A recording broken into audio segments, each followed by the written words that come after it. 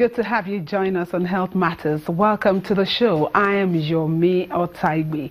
Meningitis outbreaks are currently reported in 19 states, with 5 states mostly affected.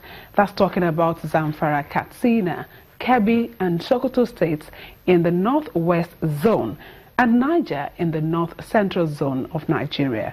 With over 400 lives lost to the disease, we'll be shedding more light on the causes, mode of transmission, the need for prompt treatment and prevention of meningitis.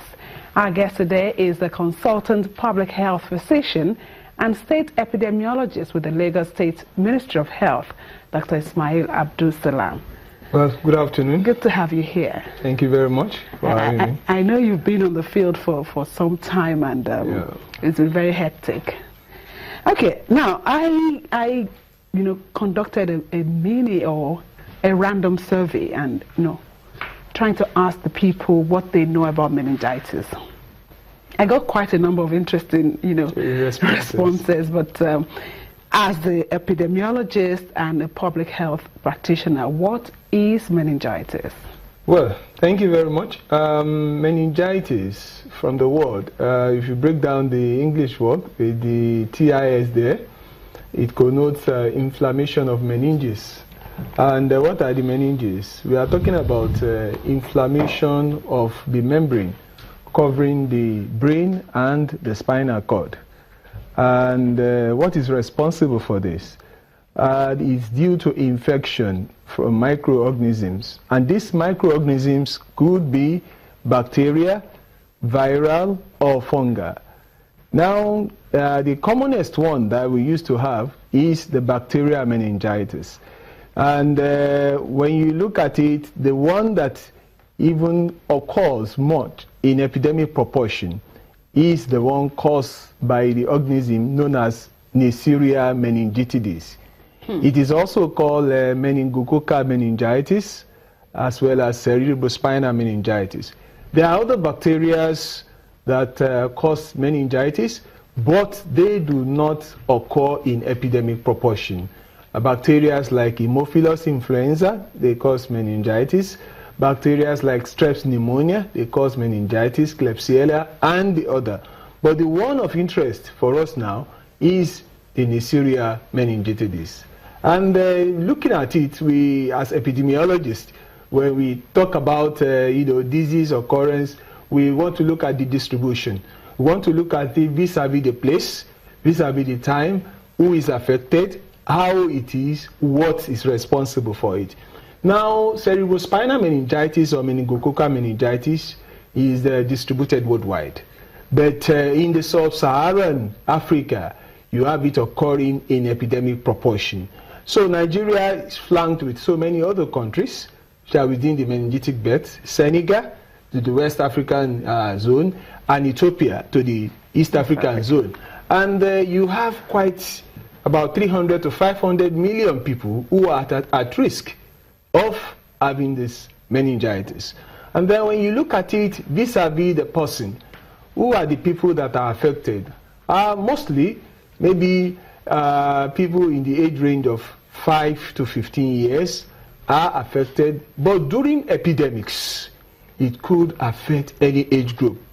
Well, it does occur. Why will it be in that age range? Well, it will be in that age range because when we go back to this organism we are talking about, normally you find them, inhabiting or living even inside the epithelial surfaces of human being as commensal. Those organisms you call commensals are organisms that they derive benefit, but they do not cause harm to that individual. So, but along the line, they can, especially during the epidemic period, they can assume a very virulent structure. And this has to do with immunity. So when you look at that age group that I talked about, the immunity is not as high as those in adults. So when you look at the immunity, that is why we now go back to the individual beyond the age. You look at the nutritional status. What is the status of that particular individual?